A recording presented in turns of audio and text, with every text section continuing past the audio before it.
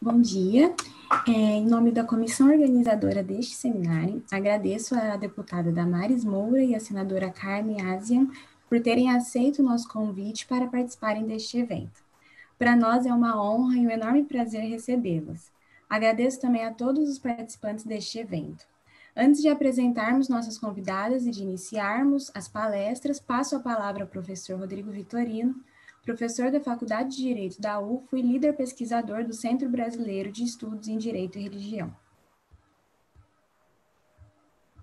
Obrigado, Nayara. Bom dia a todos. É uma grande satisfação contarmos aqui com a presença da doutora Carmen Aziain, da deputada Damares Moura. É uma alegria, não é, contar com a presença de duas grandes especialistas para nós discutirmos um tema tão importante, que é o tema da objeção de consciência. Nós do CEDIRI nos sentimos muito honrados com a presença de duas parlamentares, a doutora Carmen é senadora no Uruguai, a doutora Damares é deputada estadual em São Paulo, e as duas são amigas, né, nossas, parceiras, né, nessa caminhada aí, nas discussões, na promoção, na reflexão sobre a liberdade de religião e convicções e sobre as relações entre Estado e religião. O CEDIRI é um centro de estudos sobre esse tema, não é? O tema do direito e religião, e é sediado na Universidade Federal de Uberlândia, em sua faculdade de Direito.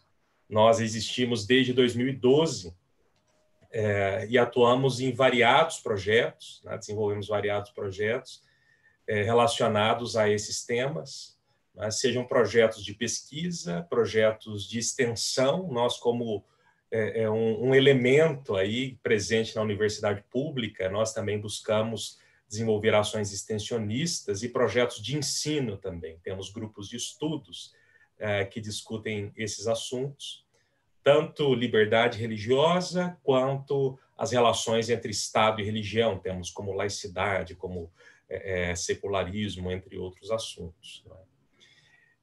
Essa série de estudos, essa série de eventos, né, se chama Seminários Interdisciplinares sobre Estado, Direito e Religião, e já temos feito ela há algum tempo, né? Fazemos normalmente na modalidade presencial, mas em função da pandemia, e talvez isso se torne algo permanente para nós também, pelos bons resultados que estamos colhendo, é a realização desses eventos em plataformas online, né? Então, estamos aqui nessa sala virtual e, ao mesmo tempo, transmitindo ao vivo para o Brasil, para o Uruguai, né, e para o mundo todo pelo nosso canal do YouTube.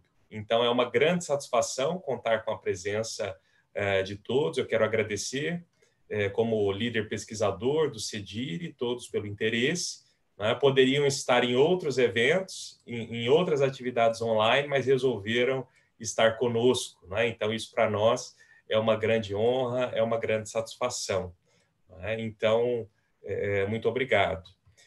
E eu quero passar a palavra novamente à Nayara, que é estudante, que integra o CEDIRI, né, faz parte de nossos projetos, que vai fazer a leitura dos currículos das nossas ilustres convidadas. Nayara. Muito obrigada, professor, pelas considerações. Hoje nós teremos um painel com duas exposições sobre o tema objeção de consciência. Inicialmente falará a senadora Carmen Azian, que é senadora da República do Uruguai, doutora em Direito e Ciências Sociais pela Universidade da República, UDELAR, e professora adjunta de Direito Constitucional na Faculdade de Direito da Universidade de Montevideo. É membro do Consórcio Latino-Americano de Liberdade Religiosa, de que foi presidente, sendo atualmente secretária do Conselho de Administração do Consórcio Internacional para os Estudos de Direito e Religião, e também do Grupo de Direito Eclesiástico da América Latina. Na sequência, ouviremos a doutora Damares Dias Moura Cuo, que é deputada estadual em São Paulo, advogada, licenciada em Letras, pós-graduada em Direitos Fundamentais pela Universidade de Coimbra, Portugal, e em Direito do Consumidor pela Escola Superior de Advocacia. Além disso, foi membro fundadora e presidente por 10 anos da primeira Comissão de Direito e Liberdade Religiosa da OAB no Brasil e é membro do Fórum Permanente Interreligioso por uma Cultura de Paz e Tolerância Religiosa da Secretaria da Justiça do Governo do Estado de São Paulo. É também membro do Conselho Consultivo da Fundação Liberdade Religiosa e Negócios e da diretoria da ABLIRC, Associação Brasileira de Liberdade Religiosa e Cidadania. Pedimos ao nosso público que deixe ao longo das exposições seus comentários e perguntas no bate-papo desta sala e também no chat do YouTube, para repassarmos ao final as nossas convidadas, consideradas as limitações do tempo. Passo então a palavra à senadora doutora Carmen Azian.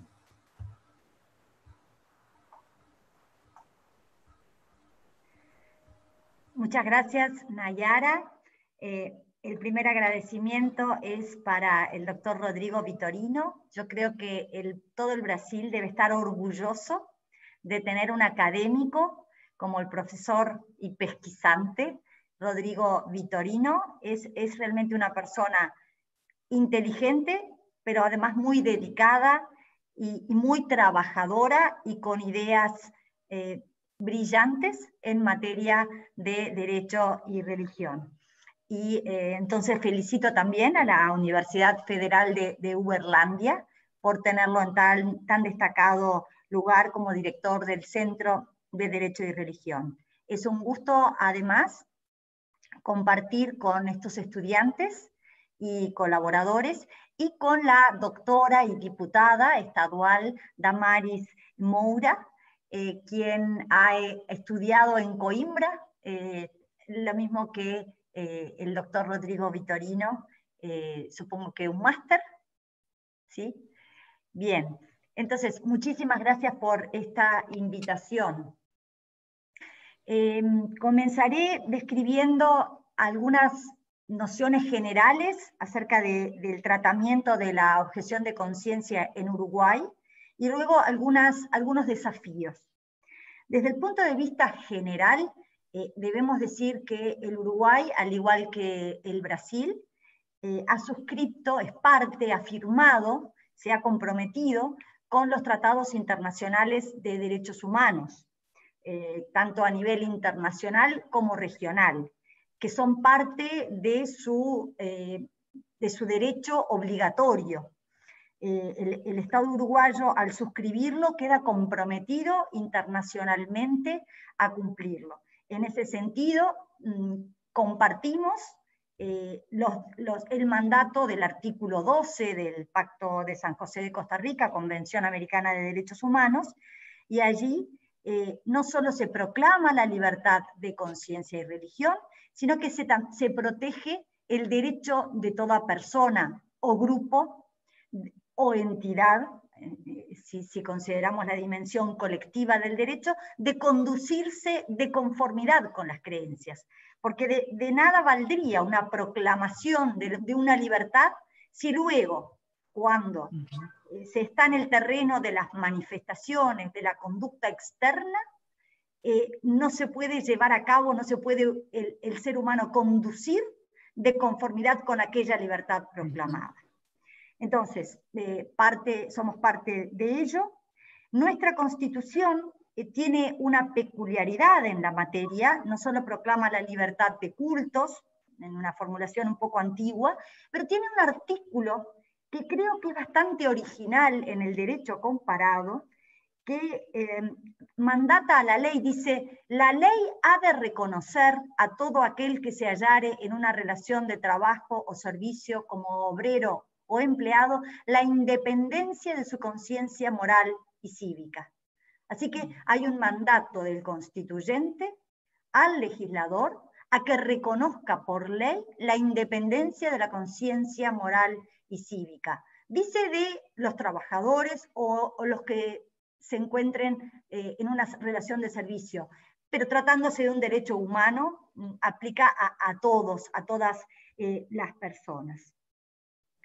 El problema, que es bastante desconcertante, es con la legislación a nivel de la regulación de la ley. Porque la ley no siempre, primero que no se ha dictado esta ley que reconozca de forma genérica la objeción de conciencia como un derecho de oponerse a la realización de una conducta obligatoria, como dicen los catedráticos Martínez Torrón y Navarro Valls, aparentemente obligatoria. A mí me gusta mucho la definición, el concepto del que ellos parten sobre objeción de conciencia, porque ellos refieren a que es el rechazo de un individuo o grupo a someterse al cumplimiento de una conducta aparentemente obligatoria. Y me gusta mucho detenerme en ese aparentemente, porque hace alusión a que la obligación aparece por una ley, por ejemplo, o puede ser hasta por un decreto, pero luego cuando uno considera el orden jurídico en su conjunto, resulta que priman, que deben privilegiarse, que jerárquicamente están supraordenados, los principios que se desprenden de los tratados internacionales de derechos humanos y de la Constitución, que eximen al individuo de conducir, de esa obligación aparente. Es decir, que vienen a eximirlo a priori, aunque el análisis sea a posteriori. Yo no sé si con mi español estoy dándome a entender lo que estoy diciendo.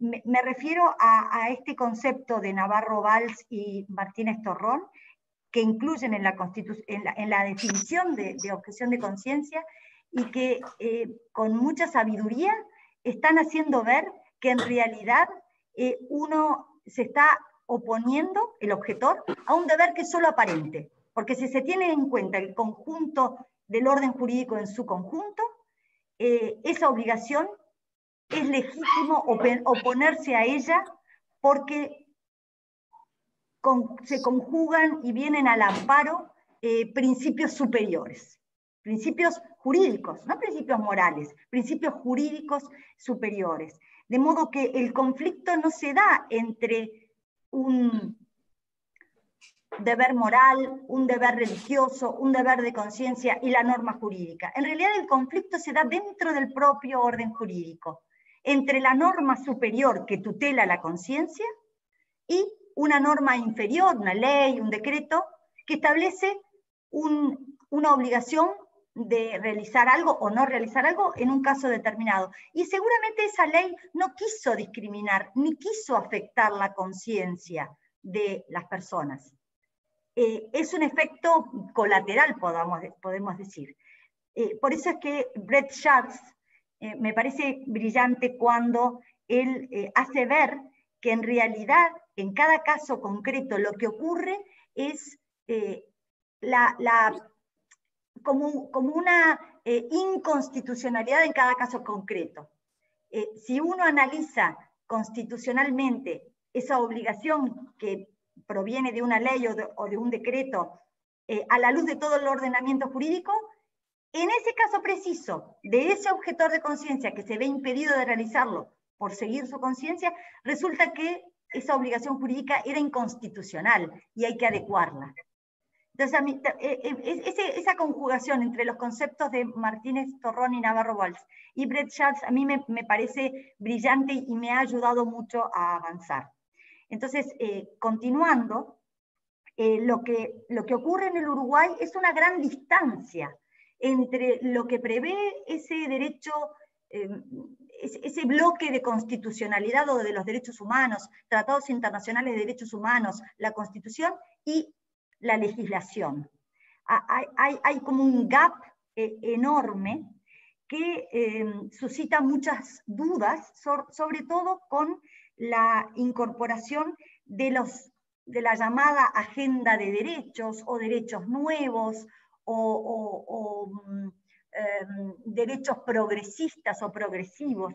Entonces nosotros en el Uruguay, en un breve lapso, nos hemos visto enfrentados ya no a las clásicas objeciones de los testigos de Jehová, por ejemplo, a la transfusión de sangre aún al juramento de símbolos patrios.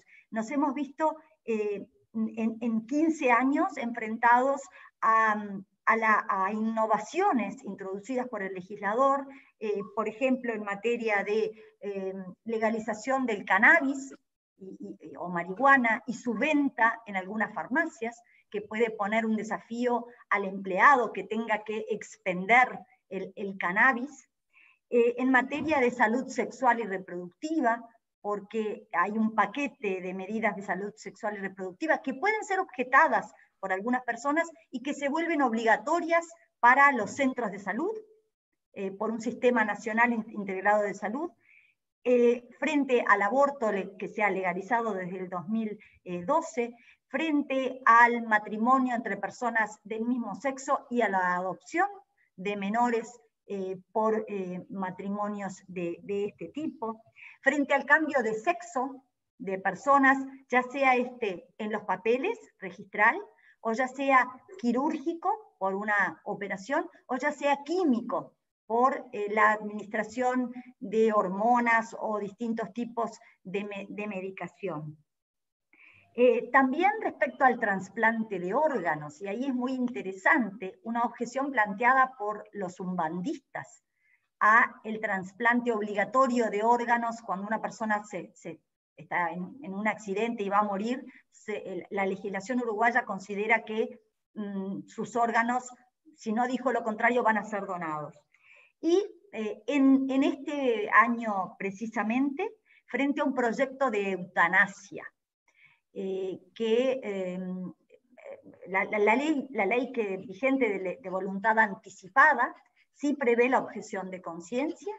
El proyecto de eutanasia va a traer ese desafío, y los cuestionamientos, o mejor dicho, el dilema para el tratamiento de la objeción de conciencia, creo que en el Uruguay va a pasar por dos lados. Por un lado, si se va a exigir la fundamentación del objetor, es decir, que el objetor tenga que demostrar por qué se niega a realizar una práctica obligada, y hasta dónde la autoridad puede supervisar o inmiscuirse o valorar la pertinencia, la plausibilidad de dicha objeción. Porque si se deja una puerta muy abierta a la autoridad, a mi juicio, es el fin de la objeción de conciencia. Y por otro lado, si es necesaria una ley general, o por el contrario, ha de preverse en cada caso una cláusula de objeción de conciencia, y en cada ley que se va dictando. Y también, ¿qué obligación alternativa se va a pedir al objetor? Y pongamos el ejemplo que está rigiendo en el Uruguay frente al aborto. La objeción de conciencia es bien amplia para el objetor, o sea, para el médico. No todas las personas están comprendidas en la objeción de conciencia, es decir, los administrativos que pueden llenar un formulario no están comprendidos. Y para el médico, la legislación establece que puede ser objetor, pero en ese caso, en casos de grave riesgo de salud para la mujer, deberá derivar a otro médico. Y hay personas que se resisten a intervenir en esta acción de derivar a otro médico. No quieren tomar parte en ningún sentido. Entonces, bueno, esos me parece que son como para arrancar los desafíos que se plantean en nuestra legislación. Una ley general a modo de un amparo como habeas corpus, bueno, habeas conciencia, que proteja al objetor. ¿Es esa la solución? ¿O hay que ir directamente a la Constitución que lo prevé, como hizo una sentencia de un tribunal que acudió para proteger a los objetores directamente a la Constitución y dijo, esto es un derecho fundamental, constitucionalmente protegido, y lo que debe interpretarse de forma estricta es la limitación de la libertad de conciencia y no la objeción de conciencia. Me parece que por aquí dejo para dar, para habilitar las preguntas o el debate sobre estas cuestiones que se plantean en el Uruguay. Gracias. Agradecemos, senadora, pela excelente exposição. Portanto, passo a palavra à nossa segunda expositora, a deputada doutora Damares Moura. Bem, bom dia a todos. Eu quero agradecer aos queridos amigos, o doutor Rodrigo Vitorino, é um parceiro muito importante na defesa da liberdade religiosa aqui no Brasil e no mundo. Afinal, o doutor Rodrigo tem dado a sua contribuição em outras partes do mundo também. Não é? Cumprimentar aí o Centro Brasileiro de Estudos, né, sobre Direito e Religião, acolhido ou faz parte da Universidade Federal de Uberlândia, também conduzido, coordenado pelo doutor Rodrigo, que é um especialista no tema, e agradecer pela nossa amizade também, doutor Rodrigo, que já vem de longa data, já tem frutificado, não é, em tantos eventos e participações conjuntas. O senhor nos atendeu aqui na OAB de São Paulo, quando presidi a Comissão de Direito e Liberdade Religiosa. Então, eu tenho só gratidão por esta caminhada, que eu espero seja longeva. Quero também cumprimentar a senadora Carmen, que eu conheci na Argentina no ano de 2016. No ano de 2016, num evento bastante interessante, não é? Promovido pelo Conselho Argentino de Liberdade Religiosa, o CALIR. Estivemos juntas ali como palestrantes do evento e foi uma experiência rica conhecer mais uma especialista, não é? Na ocasião, salvo engano, você era presidente do consórcio latino-americano de liberdade religiosa e agora estamos retomando essa aproximação, não é, para fazermos outros eventos juntas, e é uma honra, senadora, desfrutar também da sua amizade e aprendendo também com os conteúdos que você nos traz recentemente no programa Ideias e Debates da TV Alesp, que é uma TV da Assembleia Legislativa de São Paulo. Você nos deu a honra de participar deste programa também para tratar sobre o tema da liberdade religiosa. Bem, a objeção de consciência é objeto do meu estudo há algum tempo, há muito tempo, mas principalmente a objeção de consciência é objeto da minha atuação como advogada. E aí, essa parte da minha atuação como advogada é uma atuação voluntária, porque há quase 18 anos atrás, eu fui desafiada, não é? Inicialmente, na verdade, há mais de 18 anos atrás, eu fui desafiada inicialmente, não é, com o exercício da objeção de consciência pessoal. É muito interessante essa experiência que eu tenho, não é? Porque, inicialmente, a minha vivência com o tema da objeção de consciência foi uma vivência pessoal. Eu tive que atuar em favor da garantia da minha própria, do próprio exercício do meu direito à objeção de consciência.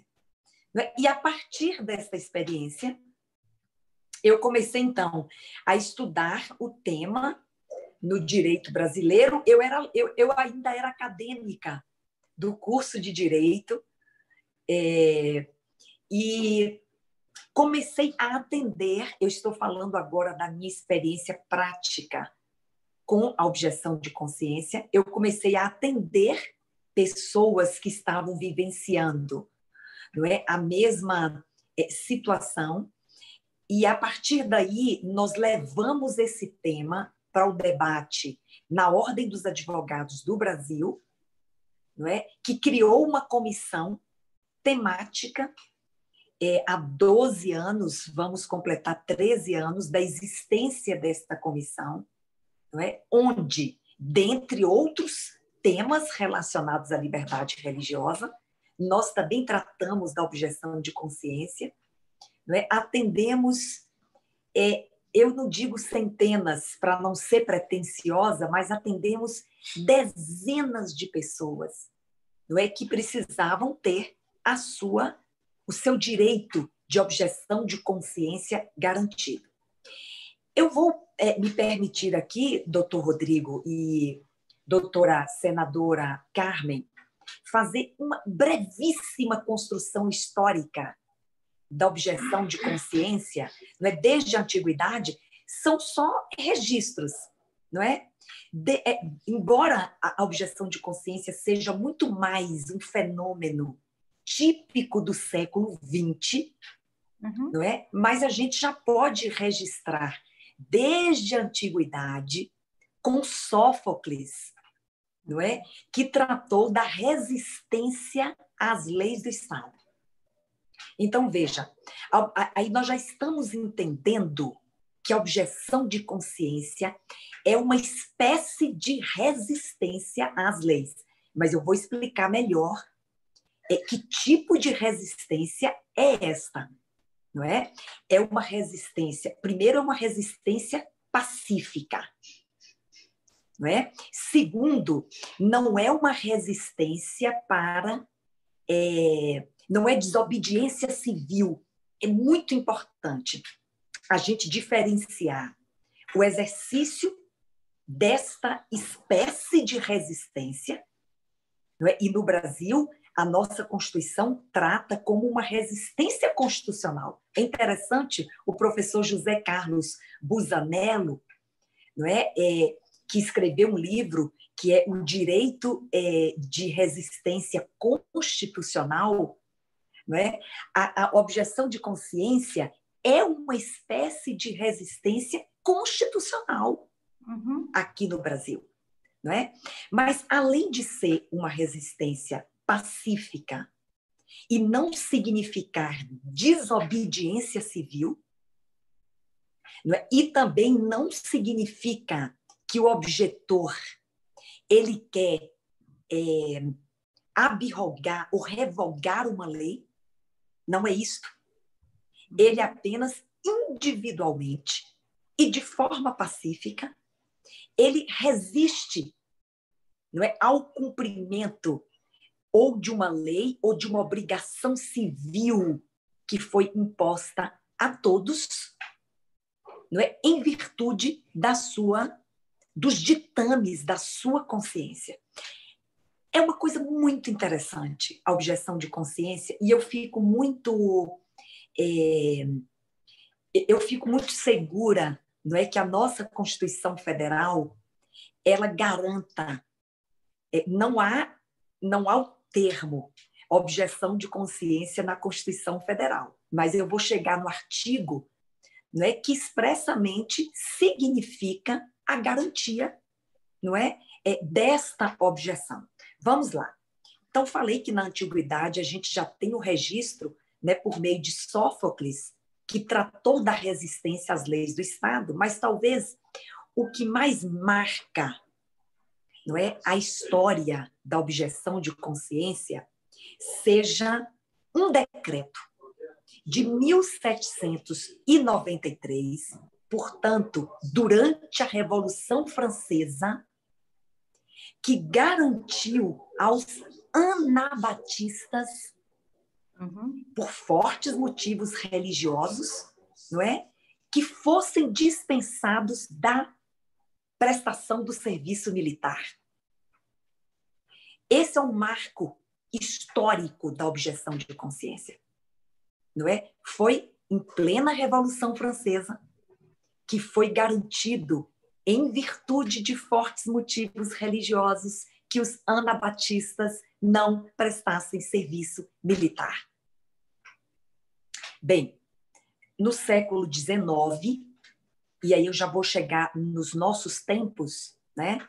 No século XIX, 2 nomes se destacaram, e eu acho que o que eles fizeram tangencia a objeção de consciência, que foi Thoreau, na sua obra A Desobediência Civil, não é? Ele constrói um marco importante sobre este assunto, e o russo Tolstói, não é? Que criticou os horrores militares, e foram, sim, no século XIX, talvez os 2 grandes apóstolos, não é? Da objeção de consciência.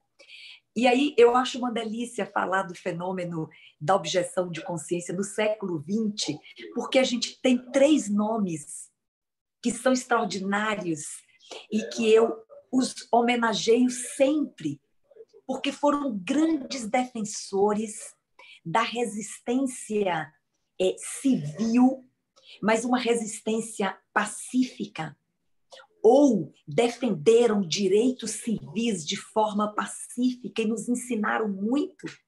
Eu estou me referindo a Martin Luther King, grande defensor dos direitos civis nos Estados Unidos da América, não é? Mas ele defendia uma luta não violenta por direitos civis, não é? E a gente tem Mahatma Gandhi. Aliás, eu li alguma coisa, eu não sei se está correto isto, não é? Mas que Martin Luther King, ele bebia, não é? Dos ensinamentos, ou ele se inspirava em Mahatma Gandhi, Martin Luther King, não é? Ambos expoentes de uma luta não violenta, não é? Por direitos civis. E isso eu estou querendo dizer que a objeção de consciência é igualmente um exercício pacífico, não violento, não é? De um direito relacionado, então, à sua consciência e à sua crença religiosa. E, finalmente, eu vou citar um brasileiro que, por uma coincidência, eu tive a oportunidade de ir ao seu velório, que foi Dom Helder Câmara. Dom Helder Câmara também foi um expoente da luta não violenta por direitos fundamentais. Então, feito essa brevíssima construção histórica, eu também vou me permitir aqui, doutor Rodrigo, vou ser rápida, uma brevíssima construção conceitual.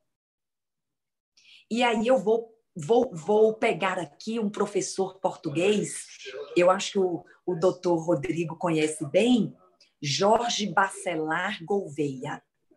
Eu gosto da conceituação dele, né? Ele fala que o direito, a objeção de consciência, né, consiste no direito de não cumprir obrigações ou de não praticar atos que conflituem essencialmente com os ditames da consciência de cada um.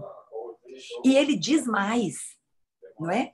Que esse direito corresponde a uma posição de natureza subjetiva, mas que faz parte do direito constitucional.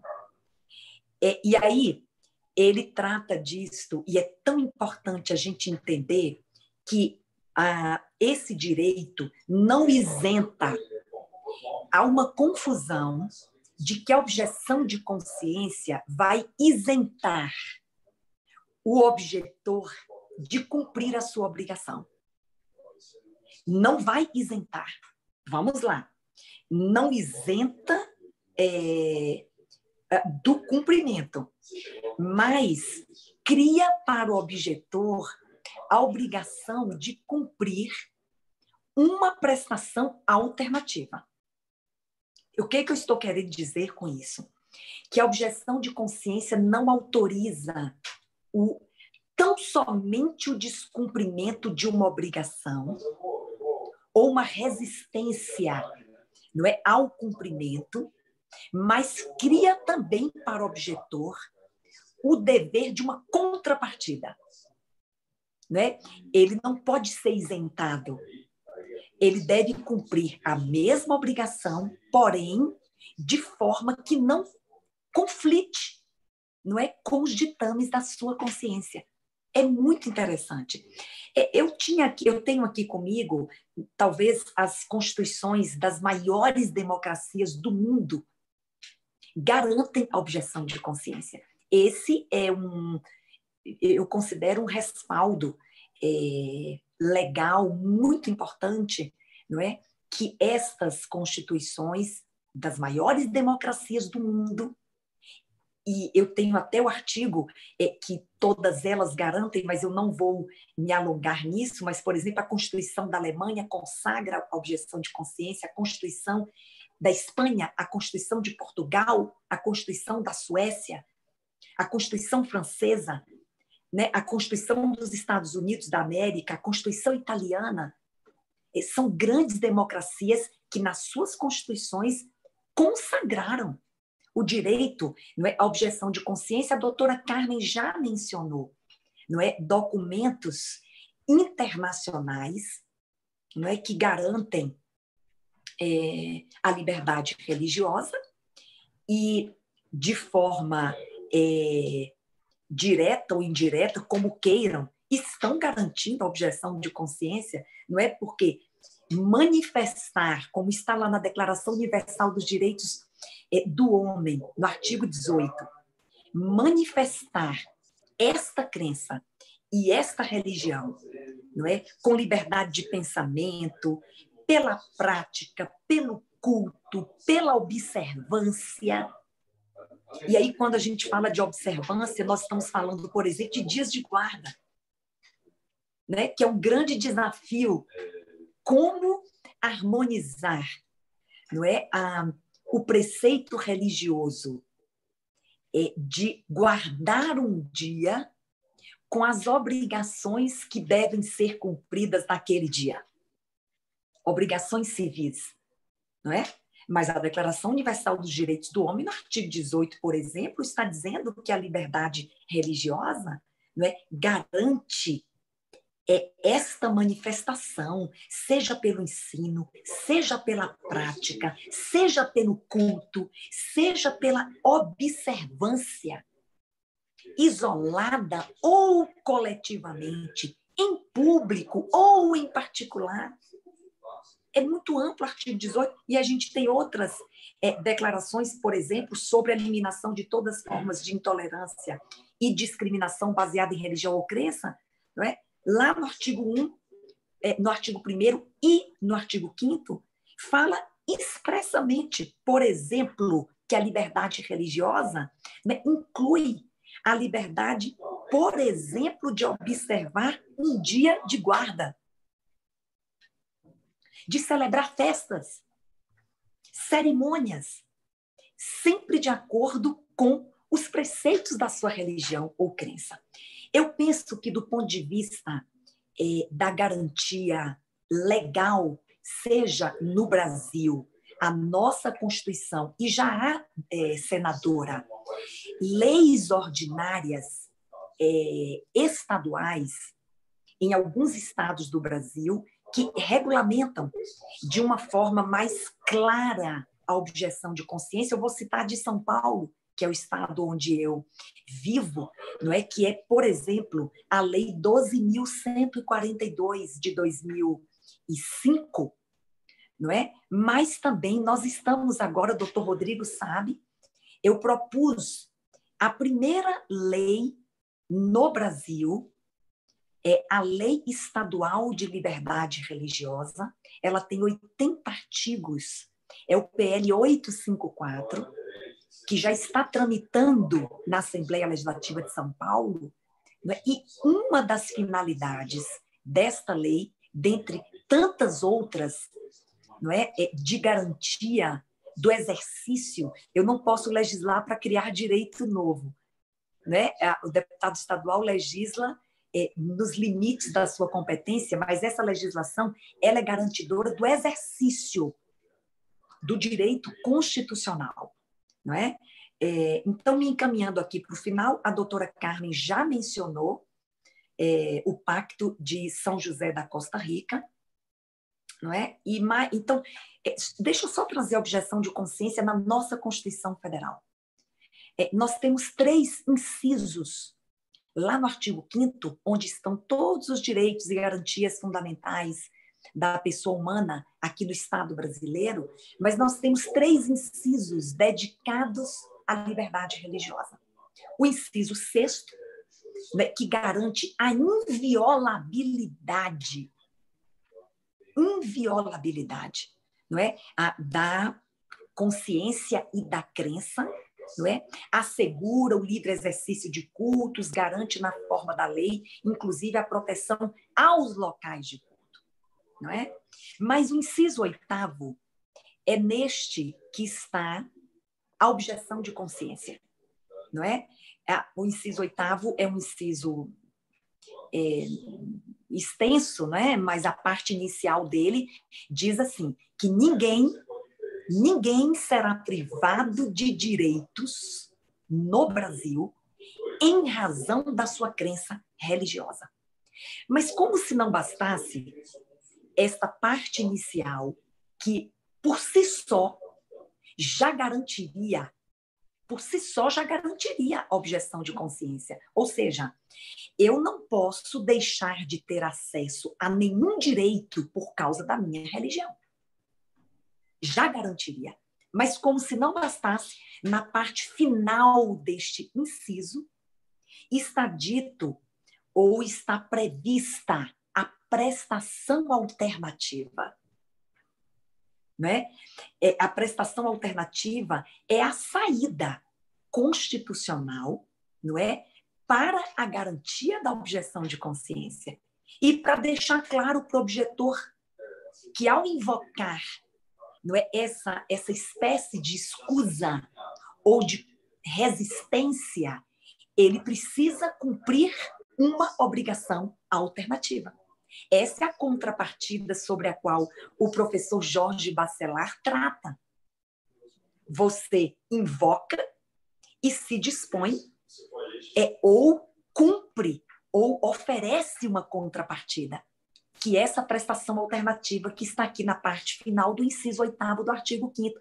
E, doutor Rodrigo, talvez o senhor tenha acompanhado essa discussão aqui no Brasil. O que acontece? Aqueles que resistem em oferecer a prestação alternativa para os objetores, eles alegam que a própria Constituição Federal, no inciso 8º, fala de uma prestação alternativa fixada em lei. Bem, mas o legislador não cuidou de regulamentar esta prestação alternativa. E o cidadão que é titular do direito de objeção de consciência, ele não pode ser penalizado, não é? Porque o legislador não fixou a prestação alternativa. E a prova disto que eu estou dizendo vem logo do parágrafo 1º do artigo 5º. Isso é muito controvertido, mas eu estou convicta.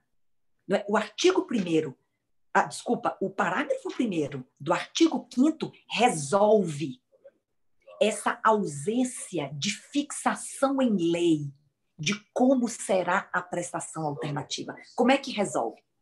Dizendo que as normas definidoras dos direitos e garantias fundamentais têm aplicação imediata. Pronto. Resolveu. Não é? Não existe a fixação em lei da prestação alternativa, essa fixação que o inciso 8º do artigo 5º menciona, mas o parágrafo 1º do artigo 5º já vem dizendo que as normas que definem os direitos e garantias individuais têm aplicação imediata. Isso significa dizer que o indivíduo não pode ser penalizado pela ausência da fixação. Por quê? Porque esta é uma norma de direito e garantia fundamental que tem aplicação imediata. E, para finalizar, eu queria só mencionar aqui o professor Paulo Ricardo Schayer.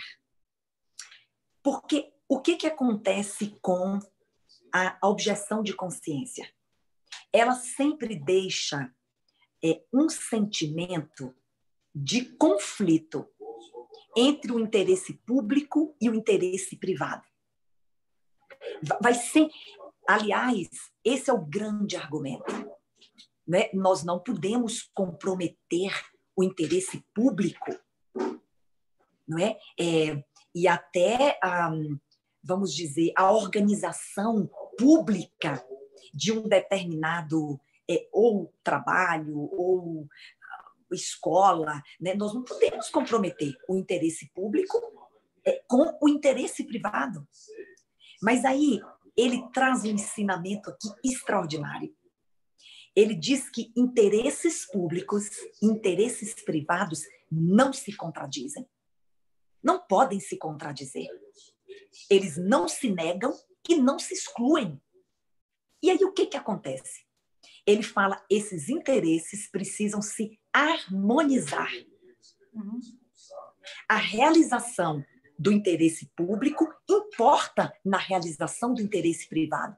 E a realização do interesse privado importa na realização do interesse público. Portanto, só devem ser vistas como excepcionais as situações em que haja uma exclusão mútua desses interesses. Só em situações excepcionais. E aí a gente vem com o princípio da acomodação, da razoabilidade, da proporcionalidade, que são princípios que regem o direito, não é? E mais, ele diz o seguinte: os direitos, liberdades e garantias fundamentais não podem ser entendidos como concessões. Eu amo isso, doutor Rodrigo. Os direitos, liberdades e garantias fundamentais não podem ser compreendidos como uma concessão do Estado, um favor do Estado, né? E nem podem ser compreendidos como um resto de direito, porque às vezes a objeção de consciência é o resto do direito. Pelo contrário, né? Ele entende que são direitos nobres, que precisam ser igualmente garantidos. E a última lição, acho que até citei isso naquela entrevista que demos juntos para a TV Alesp, a última lição é do ministro Luiz Roberto Barroso. Não é? Ele compreende a Constituição Federal como um sistema. A Constituição Federal é um sistema onde os interesses ou direitos públicos e privados se equiparam. Ele equipara interesses ou direitos públicos e privados. E ele fala que os interesses públicos não são superiores aos interesses privados. E os privados, igualmente, não são superiores aos interesses públicos. Ambos são reconhecidos na Constituição Federal em condição de igualdade. Ele derruba, então, qualquer tentativa de criar um patamar de hierarquia, e ele fala expressamente que direito público e privado se equiparam e estão no mesmo patamar de hierarquia. E eu me filio, não é, ao professor Paulo Schayer, me filio ao professor José Carlos Busanello, que trata expressamente, aliás, escreveu um livro sobre o direito de resistência constitucional, não é? E me filio ao ministro professor Luiz Roberto Barroso, quando ele nega a possibilidade de se estabelecer um patamar de hierarquia entre direitos ou interesses públicos e privados. Desse modo, eu cito apenas uma jurisprudência do Tribunal de Justiça de São Paulo, não é? Onde ele garantiu a um religioso que conquistou em primeira instância, ele invocou a objeção de consciência, não é, para realizar um concurso público que foi marcado para o seu dia de guarda. Ele conquistou, por meio de um mandado de segurança, o direito de fazer aquele concurso, guardadas todas as normas de segurança e de igualdade com outros candidatos no que diz respeito à prova, não é? Ele não acessou a prova ou foi aplicada uma prova idêntica em termos de dificuldade, não é? Ele conquistou o direito de fazer o concurso em outra data, houve apelação e o Tribunal de Justiça de São Paulo confirmou a prova, não é? Inclusive fundamentando a decisão de que precisa haver compatibilização da liberdade de crença, não é, daquele postulante com o seu direito de acesso à função pública. Ou seja, ele não pode ser privado do direito de acessar a função pública, que é um direito extensivo a todos os brasileiros, né? E ele não pode perder o seu direito de acesso a cargo público, não é, em razão da sua crença religiosa. Então, há que se compatibilizar. E o tribunal entendeu que a medida adotada, ela foi razoável e ela simplesmente ou tão somente garantiu a objeção de consciência e compatibilizou o direito de acesso à função pública e o direito à sua liberdade de crença, sem ferir a eficiência, a seriedade daquele concurso público, e isso o tribunal entendeu que se mostrou possível no caso concreto. Eu teria aqui outras decisões que demonstram que sempre é possível compatibilizar, não é, a liberdade de crença e a objeção de consciência, não é, com o acesso a outros direitos que não podem ser retirados do cidadão em razão da sua liberdade religiosa. Então, são essas as minhas considerações iniciais. É um tema que eu tenho muito apreço por ele, não é? E eu agradeço, doutor Rodrigo, poder, nesse instante, tratar aqui brevemente sobre a objeção de consciência. Muito obrigada, deputada, pela brilhante exposição. Passo a palavra agora ao professor Rodrigo Vitorino para que faça suas considerações e inicie os debates. Mais uma vez eu quero agradecer a doutora Damares, a doutora Carmen pela participação, e eu não posso dizer que superou as expectativas, porque as expectativas já são as mais altas possíveis, né? Quando tivemos a confirmação das duas participações, porque já conhecemos o trabalho, a competência, que é sempre tudo que fazem com excelência, com pioneirismo, né, com dedicação. Então, eu agradeço por essas exposições, foi muito produtivo, né? E agora, apenas para iniciar esse diálogo, né, eu queria fazer algumas rápidas considerações, né?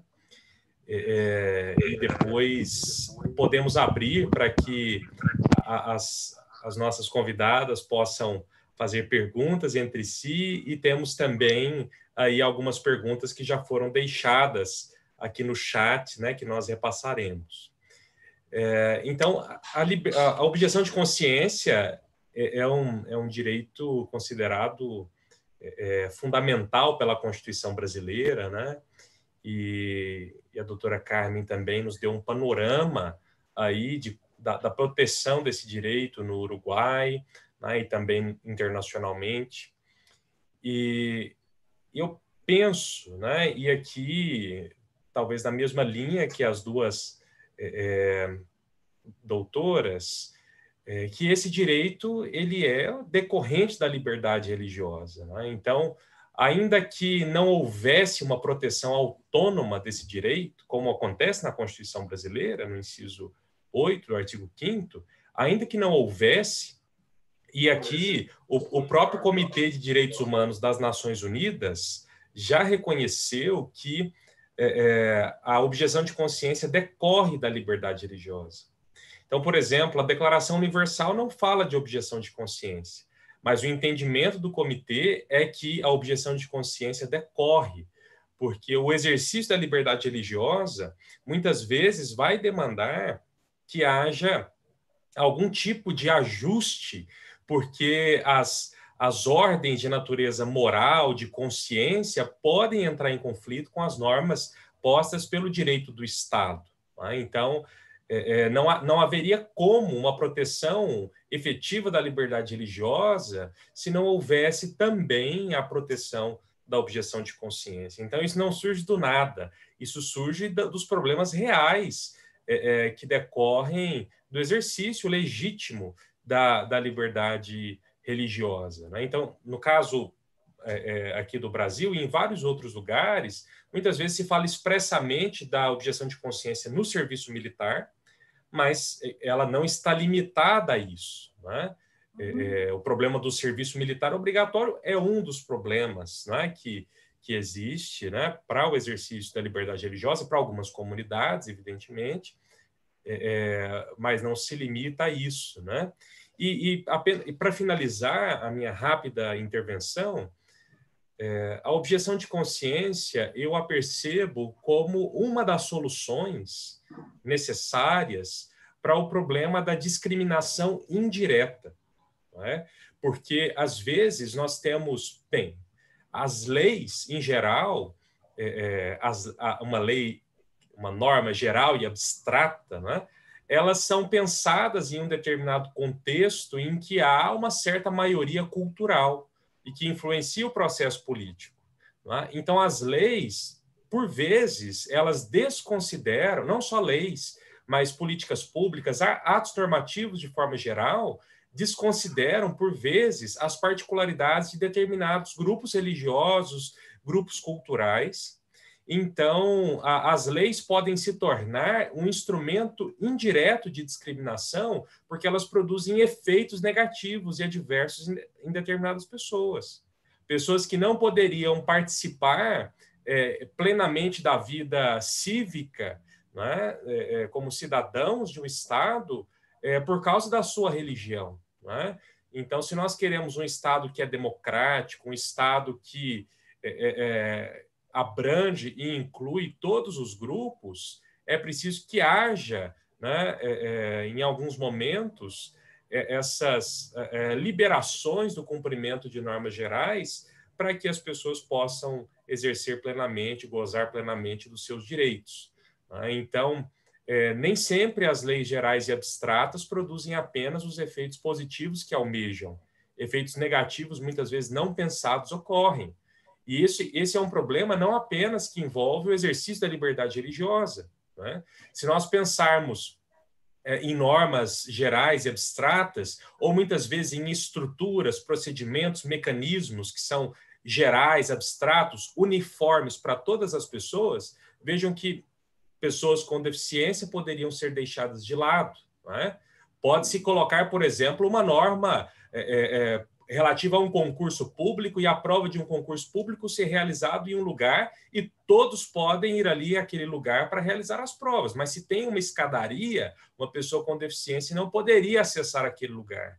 Então, vejam, a norma é geral, abstrata, atende igualmente a todas as pessoas, mas ela pode ser discriminatória para determinadas pessoas que não vão conseguir preencher ou enfim, acessar um local de provas, por exemplo, não é? Ou como aconteceu, a doutora Damares conhece muito bem, né, um caso em São Paulo, em que uma candidata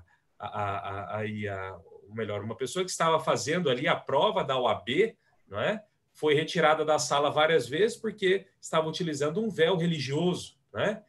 porque o edital proibia a utilização de qualquer tipo de aparato, de veste, de chapéus, de bonés, essas coisas. Bem, mas isso atinge uma particularidade que não era a intenção inicial daquele edital. Né? Então, esses ajustes, essas acomodações, né? Essas correções para evitar a discriminação indireta, elas são necessárias para uma sociedade que quer afastar todo tipo de discriminação. Né? Então, eu quero parabenizar as nossas palestrantes e agradecer, né? E passo aí a Nayara para fazer a leitura das duas primeiras perguntas. E doutora Carmen, doutora Damares, fiquem à vontade para comentar, ainda que uma ou outra seja mais específica para uma de vocês, mas fiquem à vontade para comentar as duas perguntas, tá bem? Obrigada, professor. Eu passo a leitura, então, vou fazer em 2 blocos as perguntas. O primeiro bloco de perguntas é feito para ambas expositoras. E a primeira pergunta é: como se dá o exercício do direito à objeção de consciência com relação a crianças e adolescentes e pessoas que não estiverem com plena consciência de seus atos? E a segunda, que também é para ambas expositoras: cabe a objeção de consciência em situações como a necessidade de realização de um aborto legal? Como garantir a liberdade de consciência do profissional de saúde e o direito à saúde do paciente? Obrigado, Nayara. Podemos começar com a doutora Carmen? Sim. Gracias, profesor Rodrigo, por sus consideraciones, sus reflexiones. ¿Podría referirme a algunos puntos dichos por Rodrigo y por Damaris? Para empezar, sí. Yo quisiera destacar del profesor Rodrigo el hecho de concebir a la objeción de conciencia como un instrumento necesario. ¿Hay ruido? No. Como un instrumento necesario y de protección de las minorías. Ciertamente, la ley está dirigida a una mayoría y es un instrumento democrático la protección de la objeción de conciencia porque protege las minorías. Quiero destacar ese concepto del profesor Rodrigo.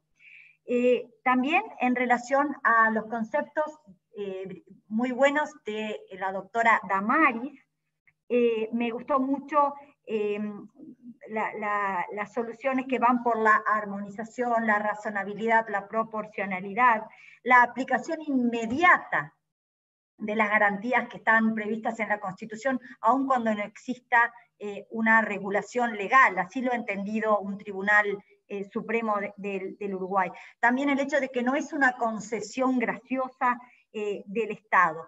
Y la doctora Damaris se centraba en el interés público o el interés privado. Un tribunal supremo del Uruguay en relación a la objeción al aborto decía: es del máximo interés público la defensa de la objeción de conciencia. ¿Por qué? Porque el deber del Estado, interés público, es proteger los derechos individuales. Así que también es de interés público. Sí me voy a hacer me permito hacer una digresión en relación a la prestación alternativa de que hablaba la doctora Damaris, la diputada Damaris, haciendo ver que no siempre es posible. En el caso que refería el doctor Rodrigo sobre el uso del velo islámico, no se le puede pedir algo alternativo a ese objetor de conciencia. Si se le va a amparar y se le va a decir, sí, use su velo en cualquier lugar, no podemos pedirle algo alternativo. Y esto demuestra que la solución de la objeción de conciencia es caso a caso. Y es difícil establecer reglas generales. Y quizás sea mejor dejárselo al juez en cada caso concreto, o al tomador de decisión, que adapte cada situación, que tenga en cuenta las particularidades. Y ahí va ya la respuesta a una de las preguntas que tiene que ver con el aborto.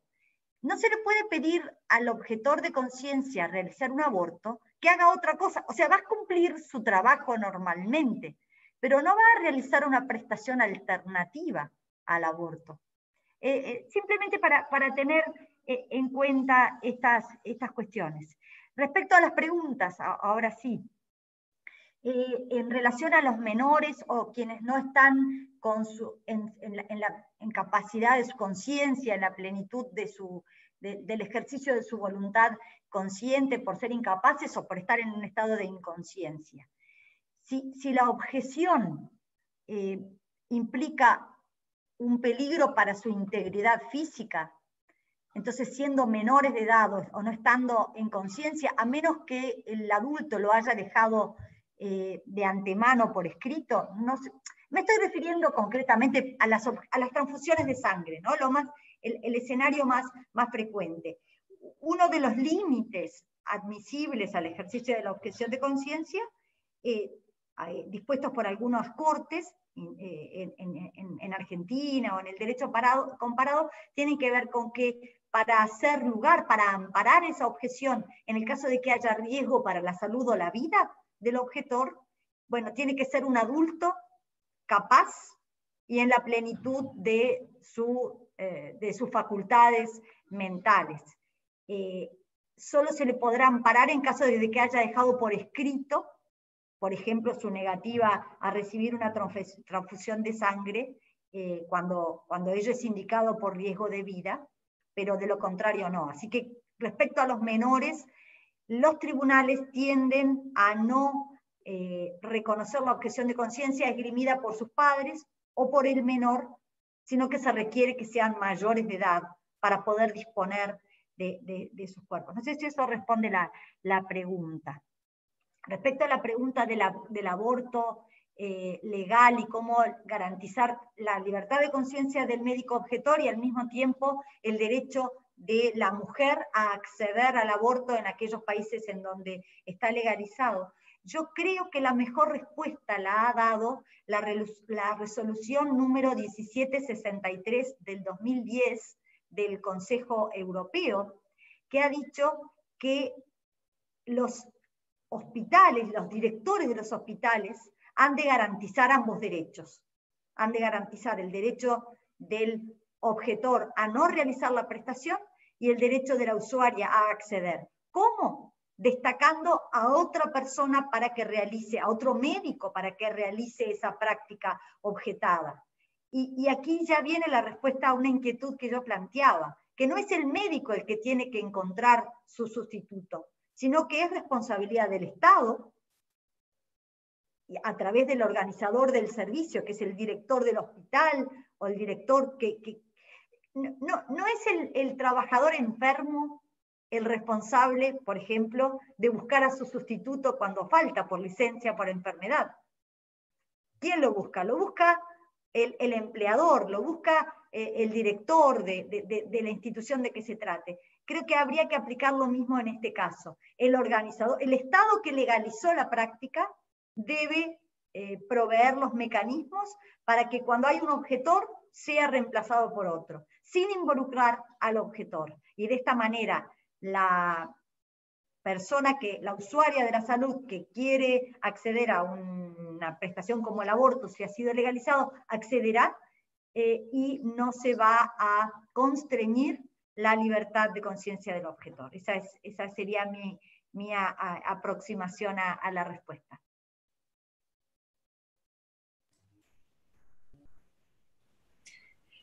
Sou eu agora, doutor Rodrigo? Se eu entendi bem o que a senadora falou, a minha resposta é convergente, tá? Eu estou concordando com ela. Eu vou começar pelo aborto. A gente já conversou muito sobre isso. É um assunto desafiador, porque eu vou trazer uma situação em concreto aqui. Se eu entendi bem o que a senadora respondeu, ela nos disse que se o Estado ele tem uma previsão sobre as hipóteses legais do aborto, e no Brasil nós temos uma previsão, ou as hipóteses em que o Estado autoriza o aborto, então o Estado também deveria providenciar, não é, a realização deste aborto que ele garantiu, nestas hipóteses, ele deveria providenciar forma de fazer isto sem violar a consciência do objetor, daquele que, segundo a sua crença religiosa, ele é contra o aborto, não é? Eu concordo com a doutora Carmen, mas eu vou trazer um caso aqui em concreto, porque, e aí, doutora Carmen, eu também quero concordar com você, e talvez pelo tempo a gente não conseguiu desdobrar mais a prestação alternativa. Se eu entendi bem, você disse que há casos, por isso que tem que ser analisado caso a caso, há casos em que não é possível se cumprir uma prestação alternativa. E não é por isso que eu vou deixar de ter o meu direito à objeção de consciência, né? Eu também concordo com você. Quando eu falei, e parece que ficou um conceito meio fechado, né? Quando eu falei que o objetor ele tem sempre a obrigação, não é, de uma contrapartida, sempre a obrigação de cumprir uma prestação alternativa. Então, eu quero fazer aqui um ajuste na minha fala, concordando com a senadora de que a objeção de consciência tem que ser garantida, mesmo quando, no caso concreto, não existe uma prestação alternativa para cumprir. Não é possível cumprir a prestação alternativa. Eu concordo com você nesse aspecto e deixei de dizer isto, não é? E ficou muito fechado, tem que cumprir a prestação alternativa. Mas, em regra geral, né, o objetor ele tem que estar à disposição. Sim. Ele tem que estar à disposição para cumprir aquela obrigação, não é, que foi imposta a todos de forma alternativa. Mas, no caso concreto, pode realmente acontecer de não existir uma prestação alternativa. E não é por isso que ele não vai deixar de exercer o seu direito de objeção, que eu concordo com o doutor Rodrigo, é totalmente decorrente da liberdade religiosa. A Declaração Universal não fala em objeção de consciência, ela só garante a prática, o culto, a guarda, não é? E tudo isto pode implicar, não é, em invocar objeção de consciência. Agora, a questão do aborto, no caso concreto, né, a gente teve aqui um debate sobre isso na UAB. Por exemplo, se uma mulher chega numa unidade de saúde, não é, já em trabalho de aborto, e um aborto provocado, não é, que no Brasil o aborto provocado ele não está autorizado, não é? E ela chega numa unidade de saúde onde só existe um médico para atendê-la, não é? Esse é um caso difícil. E este médico, o único que pode salvar a vida, prestar o atendimento, ele invoca a objeção de consciência. Não é? Então, doutora Carmen, existem questões difíceis, não é? E há entendimentos aqui entre o nosso grupo, não é, de que quando não existe outra saída, só existe um profissional para salvar aquela vida, não é, que promoveu um aborto ilegal, né? Houve um entendimento nosso aqui de que ele precisa salvar aquela vida, não é? Agora, respondendo sobre a criança e o incapaz. Aqui no Brasil, senadora, existe o Estatuto da Criança e do Adolescente. É uma legislação muito moderna, muito completa, não é? E lá no artigo 16, é muito interessante, no inciso 3º, onde estão direitos e garantias fundamentais da criança, está garantida a liberdade religiosa da criança. Eu já fui muito perguntada nas palestras por pais, educadores, como assim? Não é? Meu filho pequeno, menor de idade, ele tem direito à liberdade religiosa, ele pode falar, não, eu quero assistir o culto em tal igreja, eu quero ir para a igreja, eu não tenho dever, e os pais têm o dever legal de zelar, inclusive o direito de educar os seus filhos, não é segundo a sua crença religiosa. Os pais no Brasil estão autorizados, eles podem educar os seus filhos. Não é? Como é que a gente, então, garante a liberdade religiosa da criança? No meu entendimento, quando o Estatuto da Criança e do Adolescente garantiu a liberdade religiosa ao menor, não é? Ao menor, é tão somente para salvaguardar esse indivíduo, não é? De qualquer espécie de sofrimento, não é? Emocional, de qualquer violação à sua integridade física, não é? Maus tratos, e a sua integridade emocional, em razão de religião, não é? Então, a liberdade religiosa da criança e do adolescente não é que ele pode dispor, não, eu vou sair à noite para ir para a igreja, não é nesse sentido. Não é? É no sentido de garantir que ele não sofra qualquer violação à sua integridade física e emocional por causa de religião. Não é? Eu entendo dessa maneira. E também com relação ao incapaz, eu concordo com a doutora Carmen e só quero acrescentar uma coisa. Aqui no Brasil, o Estatuto do Idoso é bem interessante, o Estatuto do Idoso, lá no artigo 10, no parágrafo, salvo engano, no parágrafo 1º, no inciso 3º, garante ao idoso, não é, a sua liberdade de crença, a sua liberdade religiosa. E aí vem a mesma questão, não é? Existem idosos que são incapazes. Não é? Como garantir isso? Eu vou aplicar o mesmo raciocínio que eu apliquei para a criança e para o adolescente, eu vou aplicar para o idoso, inclusive por o idoso incapaz.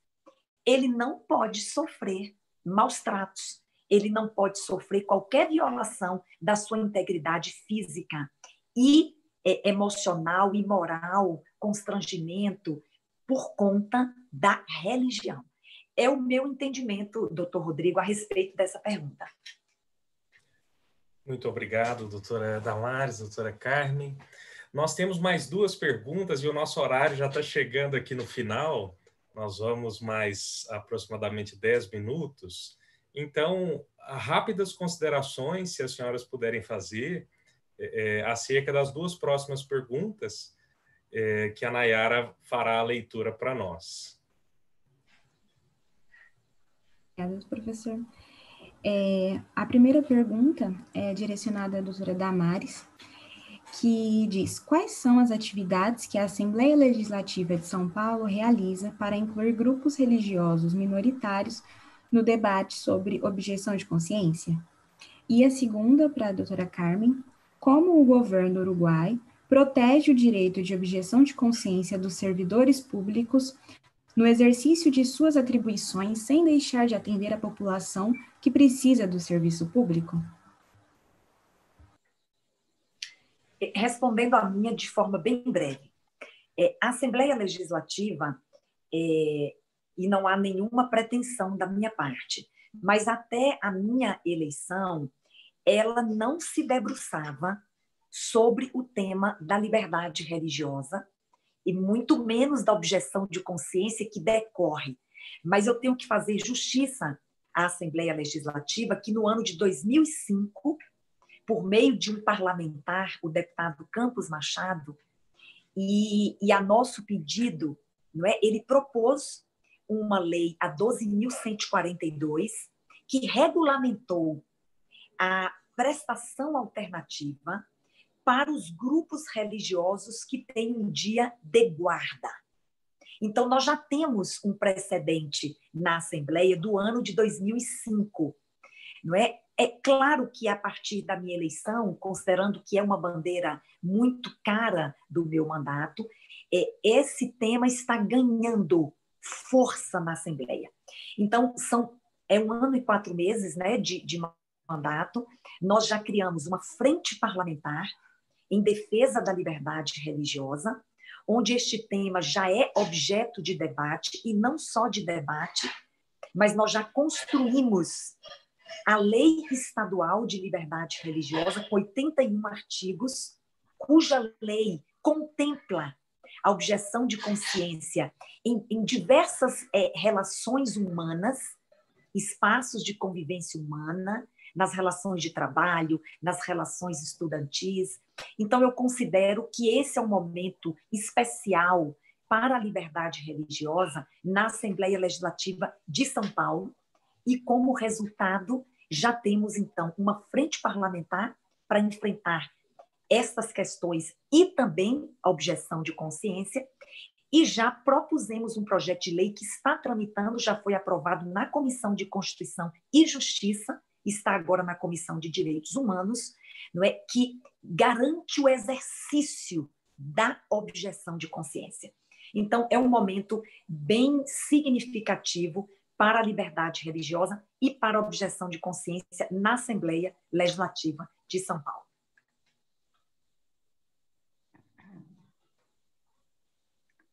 ¿Voy yo? Doutora Carmen.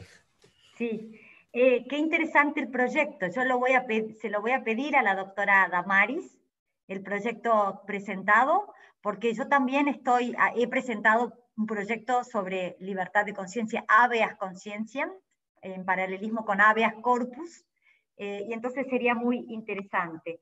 Estoy de acuerdo con las respuestas dadas por la doctora Damaris en relación a la mujer que viene con una hemorragia por un aborto provocado. Hay que atenderla, sí, claro, de la misma manera que se atiende a un preso o a un criminal, no importa lo que haya hecho, hay que salvar su salud. Lo mismo con relación a los incapaces, de acuerdo. Hay una pregunta ahí que refiere a si el ejercicio, si la objeción de conciencia excluye la ilicitud. Sí, yo concibo la objeción de conciencia como ejercicio de un derecho, por lo tanto, lo ilícito sería por parte de la autoridad obligar a lo que serían trabajos forzados a alguien contra su conciencia. Pero la pregunta venía en relación a cómo garantizar en los servicios públicos la objeción de conciencia de un servidor público frente a los derechos de las usuarias a un servicio público. En primer lugar, la objeción de conciencia, como es un derecho humano, no distingue entre trabajadores públicos o privados. Los servidores públicos también son seres humanos y también están tutelados, garantizados, amparados por la objeción de conciencia. La manera de no afectar los derechos de los usuarios creo que está dada por la respuesta anterior, la de la resolución del Parlamento Europeo a que yo refería, aquella que hace conciliar que el organizador del servicio, Estado, director, tomador de decisión, disponga a alguien para realizar esa tarea. Y lo último es pedir de vuelta, reiterar ese proyecto, porque también estamos trabajando en un proyecto de habeas conciencia, objeción de conciencia, que sea tutelada no solo la integridad física y la persona física, sino también la dimensión intelectual, emocional, moral, de conciencia de la persona. Eso, gracias. Doutor Rodrigo, me permite acrescentar em um segundo. Claro. Só mais uma conquista agora da liberdade religiosa na Assembleia Legislativa de São Paulo. Durante a pandemia, mais de 60 deputados construíram conjuntamente um projeto de lei para enfrentar os impactos econômicos e impactos sociais da pandemia. E eu entendi que precisava incluir neste projeto, não é, a garantia da objeção de consciência durante o período de calamidade pública, não é? Obrigações que conflitem com a crença religiosa. E nós conseguimos, não foi simples, não é? Mas esse projeto já foi aprovado, PL 350, e nós criamos um capítulo nesse projeto que se chama da objeção de consciência, é o capítulo 7º, com 2 artigos garantidores da objeção e da prestação alternativa para alunos e servidores públicos, relacionado a aqueles que invocarem o direito de objeção de consciência. Esse projeto já foi aprovado e se encontra na data de hoje para a sanção do governador. Obrigada. Qué bueno. Muito bom. E, doutora Damares, nós estamos... sim, claro, Carmen, só vou dizer que nós temos um projeto de monitoramento dos decretos e da legislação estadual nesse tempo de pandemia, e certamente vamos incluir no nosso levantamento aí esse projeto de lei, né? Muito obrigado pela informação. Na verdade, assim, já conhecíamos, né? Estamos acompanhando aí essas discussões e agora todos aqui também conhecem, isso é muito bom. Doutora Carmen? Solo una cosa muy breve, que la objeción de conciencia no protege solamente a los creyentes, a aquellos que tienen una religión.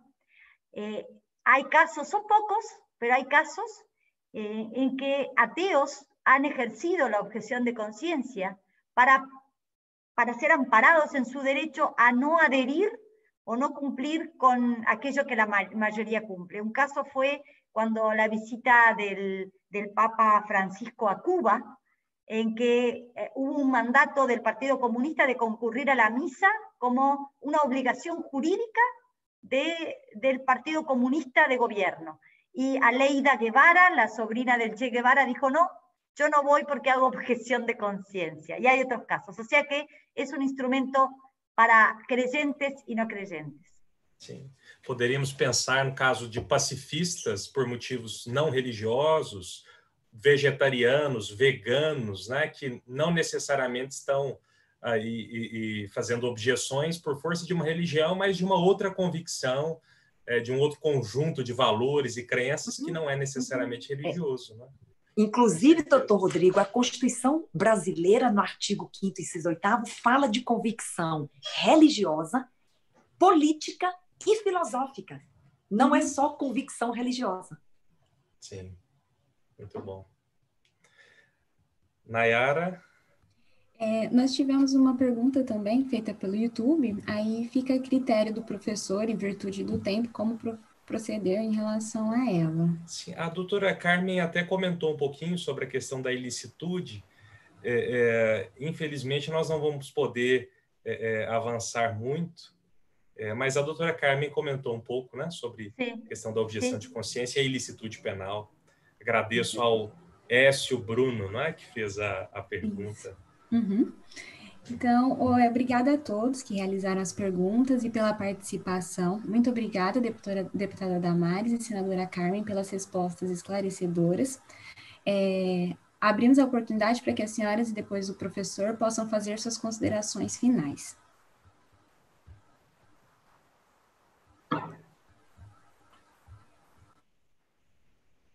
Eu posso começar. Queria agradecer, doutora Carmen, doutora Damares, por terem aceito esse convite.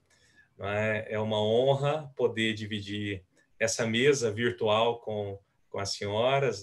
Temos já estado juntos em diferentes ocasiões, para discutir temas como esse. E quero dizer que foi muito produtivo, foi muito positiva a participação das senhoras, não apenas como pesquisadoras, e advogadas, mas agora especialmente também na condição de parlamentares, relatando um pouco da experiência sobre a discussão desses temas, de projetos de lei em relação a esses assuntos, especificamente a objeção de consciência. Então, certamente isso agrega bastante às nossas discussões. Então, muito obrigado, digo isso em nome do CEDIRE, e gostaria de abrir a oportunidade, caso queiram dizer alguma coisa, antes de nós encerrarmos. No, muchas gracias simplemente. También en nuestro país estamos impulsando leyes en la materia, así que de festividades de las minorías religiosas, de otras cuestiones, así que un placer. Esto ha sido un encuentro muy productivo, uno se enriquece, uno aprende de los otros, se actualiza, así que simplemente destacar la riqueza. Me hubiera gustado poder responder más profundamente algunas preguntas, pero claro, el tiempo no da para todo. Así que muchísimas gracias, profesor Rodrigo, todos sus colaboradores, Nayara, la diputada Damaris, muchas gracias, ha sido un placer. Doutor Rodrigo, eu quero só agradecer ao CEDIRI, ao senhor, né, professor Rodrigo Vitorino, pela iniciativa, não é, pela escolha do tema, que é tão desafiador e tão urgente, não é? Então, eu quero agradecer o convite, a honra do convite, é um prazer e estou sempre à disposição para nós avançarmos aqui neste debate. Agradecer aí mais uma vez a companhia da senadora Carmen, professora também, advogada, pela parceria aqui, né? Dividimos este momento significativo, né, que eu considero para o CEDIRI. Muito obrigada aos dois, foi uma honra, uma alegria. Não é? Agradecer Nayara, que conduziu os trabalhos, todos que nos acompanharam aí pelo YouTube, essas plataformas, não é? Virtuais. Foi uma honra e gratidão sempre, sempre à disposição. Muito obrigada. Muito obrigada pelas considerações. Assim encerramos o nosso terceiro seminário interdisciplinar de 2020. Agradecemos a todos e todas pela presença e interesse. Agradecemos mais uma vez as nossas convidadas pela participação e também aos membros da comissão organizadora que propiciaram a realização desse excelente evento. Tenham todos um ótimo dia.